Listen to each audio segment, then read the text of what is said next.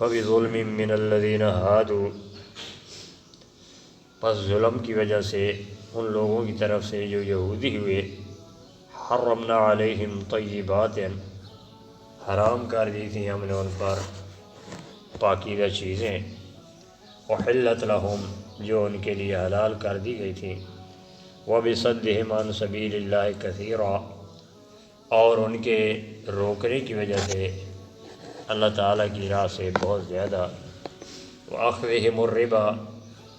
اور ان کے سود لینے کی وجہ سے، وقد نہوا عنہ، حالانکہ انہیں اس سے منع کیا گیا تھا، وأکلہم اموال الناس، اور لوگوں کے مال کھانے کی وجہ سے بالباطل، ناجائز طریقے سے، وأعتدنا للکافرین منہم عذابا الیما، اور ہم نے کافروں کے لیے ان میں سے دردناک عذاب تیار کر رکھا ہے۔ لیکن الراسخون فی العلم منہم، لیکن جو علم کے اندر مضبوط ہیں ان میں سے، والمومنون، اور ایمان والے، یؤمنون بما انزل الیک، وہ ایمان لاتے ہیں اس چیز پر جو آپ کی طرف نازل کی گئی، وما انزل من قبلک، اور جو آپ سے پہلے نازل کی گئی، والمقیمین الصلاۃ، اور قائم کرنے والے ہیں نماز کو، والموتون الزکاۃ، اور ادا کرنے والے ہیں زکوٰۃ کو، والمؤمنون باللہ والیوم الآخر، اور ایمان لانے والے اللہ پر اور آخرت کے دن پر، اولئک سنؤتیہم اجرا عظیما، یہی لوگ ہیں جو کہ عنقریب دیں گے ہمیں انہیں بہت بڑا اجر۔ اللہ رب العزت نے پچھلی آیات میں یہودیوں کے مغضوب اور ضالین ہونے کی وجوہات بیان فرمائی۔ آج کے درس میں انہی وجوہات کی طرف اللہ رب العزت نے اشارہ فرمایا کہ ان پر لعنت کیوں کی گئی اور وہ مغضوب کیوں ہوئے۔ فرمایا کہ یہودی لوگ جو ظلم کرتے تھے، ان کے ظلم کی وجہ سے ہم نے ان پر پاکیزہ چیزیں جو پہلے ان کے لیے حلال کر دی گئی تھی وہ حرام کر دی گئی، اور اللہ تعالیٰ کے راستے سے بہت زیادہ روکنے کی وجہ سے اللہ تبارک و تعالیٰ نے انہیں مغضوب قرار دے دیا، ملعون قرار دے دیا۔ اور اللہ رب العزت نے اور وجہ یہ بیان فرمائی کہ وہ بہت زیادہ سود لیا کرتے تھے، سود لینے کی وجہ سے بھی ہم نے انہیں ملعون قرار دے دیا تھا، حالانکہ انہیں سود لینے سے منع کیا گیا تھا۔ اور ایک اور وجہ اللہ نے بیان فرمائی کہ وہ لوگوں کا مال ناجائز طریقے پر کھایا کرتے تھے، اس وجہ سے بھی وہ ملعون ٹھہرائے گئے۔ وَأَعْتَدْنَا لِلْكَافِرِينَ مِنْهُمْ عَذَابًا أَلِيمًا، فرمایا کہ ان میں سے جو کافر ہیں ہم نے ان کے لیے دردناک عذاب تیار کر رکھا ہے۔ یہود کے ملعون ہونے کے ساتھ ساتھ اللہ رب العزت نے ان کے لیے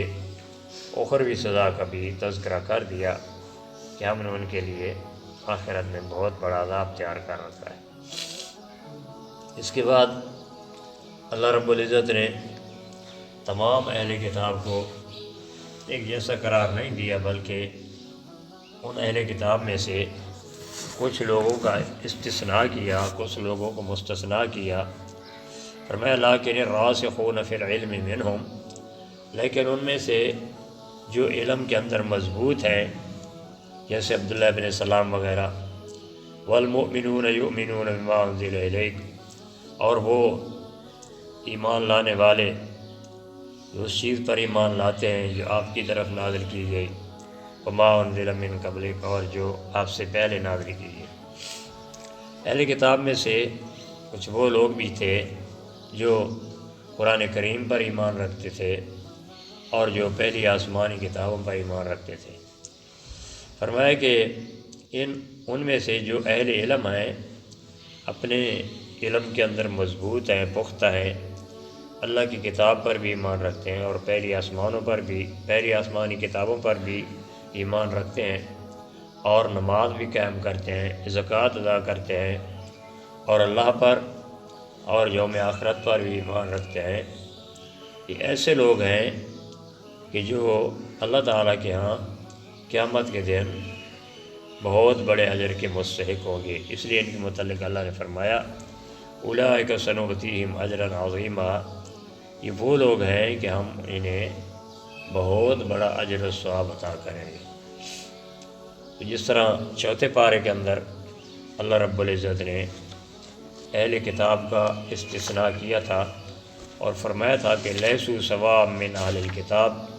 کہ تمام کے تمام اہل کتاب برابر نہیں ہیں۔ امۃ قائمۃ یتلون آیات اللہ آناء اللیل وہم یسجدون، کہ اہل کتاب میں سے کچھ وہ لوگ بھی ہیں، ایک ایسی جماعت بھی ہے جو رات کے وقت اللہ تبارک و تعالی کی آیتوں کی تلاوت کرتے ہیں، اور وہ اللہ کے سامنے سجدہ ریز ہوتے ہیں، اللہ پر اور یوم آخرت پر ایمان لاتے ہیں، اچھے کاموں کو حکم دیتے ہیں، برے کاموں سے روکتے ہیں، اور نیکی کے کاموں میں جلدی کرتے ہیں۔ ایسے لوگوں کے متعلق اللہ نے فرما دیا کہ وَأُولَٰئِکَ مِنَ الصَّالِحِینَ، یہ لوگ نیکوکاروں میں سے ہیں۔ اور ان کے متعلق مزید فرمایا کہ یہ جو بھی اچھا کام کریں گے ان کی اچھائی کی، اچھے کام کی ناقدری نہیں کی جائے گی۔ تو اللہ تبارک و تعالیٰ بتانا یہ چاہتے ہیں کہ تمام اہل کتاب برابر نہیں ہیں، کچھ نیک بھی ہیں جو اللہ پر اور یوم آخرت پر ایمان رکھتے ہیں، اور یہی لوگ بہت بڑے اجر کے حقدار ہیں۔